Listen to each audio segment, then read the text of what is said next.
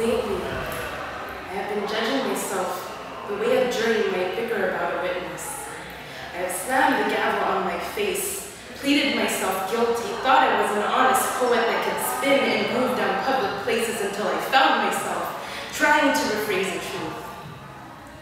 Found myself dancing in clubs when I should have been on the stage. I want to be true, and not find myself in between the lines or hovering behind drunken hearts, so here it is. I've somehow felt lonely in the most crowded places. Picked up trays that looked like forehead kisses. It had more of the intentions of sick men trying to bribe bodies with candy. At one point, I forgot how a soul actually felt like. I used to walk home with my right palm slightly stretched open but a little curved in, pretending I finally found someone naked enough to hold my hand. Vulnerable enough to lie in bed with me, not crushing the sheet between us.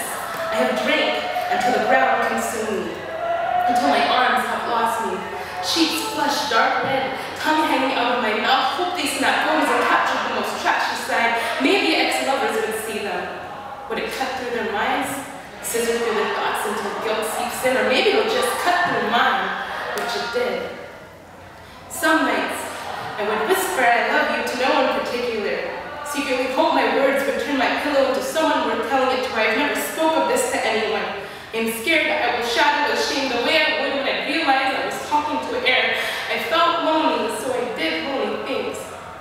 Jabbed my fist into my mattress, burrowed bruises into this bed of self-esteem, and I would cry out to a God I had already forgotten to believe.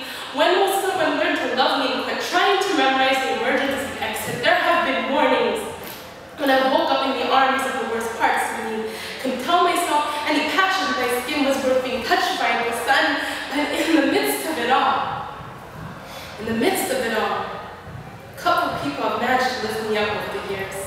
My feet, learning to befriend the ground again, and I have found love in the most unexpected places.